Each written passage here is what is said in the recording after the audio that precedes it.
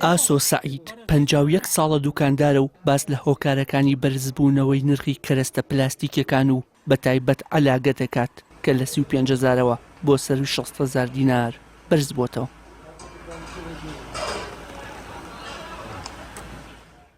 خۆر عەلاگە نییە، ئەمە دەستکێشە، ئەمە عەلاگەیە، ئەمە پەنگوینە، ئەمە قاپی سەفەریە، ئەمە هەموو مەوەدی ئەوەلەکانە. ئەمە بۆیە گران بووە لە 35,000 بووە بە 60,000.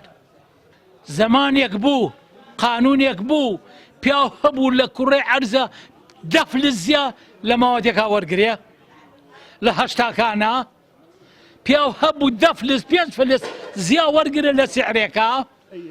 ئێستا ئیمڕۆ ئەم کۆڵانەیە ئەم دیو سیعرێکە، کۆڵانەکەی ئەو دیو سیعرێکی کەیە.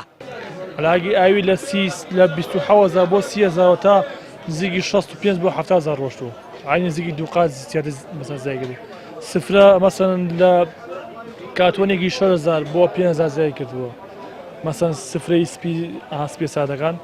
مەسەن بۆ مۆتە ئاتەن هەموو شتێکی پلاستیکی بە عام هەمی گران بووە، قاپ هەمی گران بووە، قاپ کاتوانی وایە تەقریبان 20 زای چۆرە سەر. کاسبکارێکی ژەڵێ ماوەی 2 مانگە بە شێوەیەکی بەرچاو نرخی عەلاگە لە بازاڕەکانی هەرێم و بەتایبەت سلێمانی گران بووە و هۆکارەکەیشی بۆ بەرزبوونەوەی بەهای دۆلار لە بەرامبەر دینار و سیستەمی گومەرگی عێراق و داخستنی گەروی هورمز دەگێڕێتەوە. والله على بالنسبة للعلاقة وإما مشتري خمانية بري مانغانا سيشوف فرد علاقة ما بويني كل مانغا دو مانغا ريكا فردي علاقة بيس ساعات السري لبر ودنا هوكار شيء ودي هوكار أويا أو معمل علاقة لإيران مشاكي بركوتو تقريبا راوتو إذا علاقة نية أو معمل بين زوبي علاقة ولا تكان بكاري يعني. بەڕێوەبەرایەتی چاودێری و بازرگانی سلێمانی لەسەر گرانبوونی نرخی کەرەستە پلاستیکیەکان و بەتایبەت عەلاگە بۆ هۆکارە دەرەکیەکانی دەگێڕێتەوە.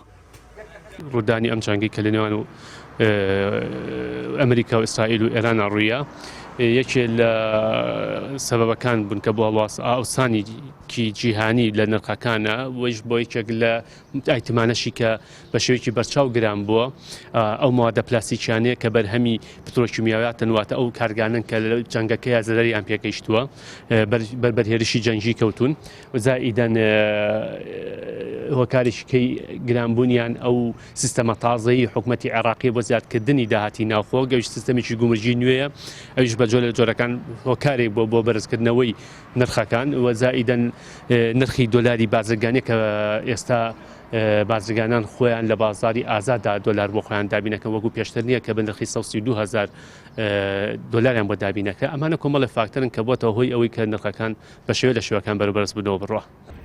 لەگەڵ هاتنە پێشی هەر گرفتێکی نێوخۆی و دەرەکی ڕاستەوخۆ نرخی پێداویستیەکان بە خێرایی بەرز دەبێتەوە بەڵام لەگەڵ ئاسایی بوونەوەی دۆخەکە زۆر بەسستی نرخی کەلوپەلەکان دەچێتەوە ئاستی ئاسایی خۆی. وشیار محەممەد کەناڵی ئاسمانی پەیام سلێمانی.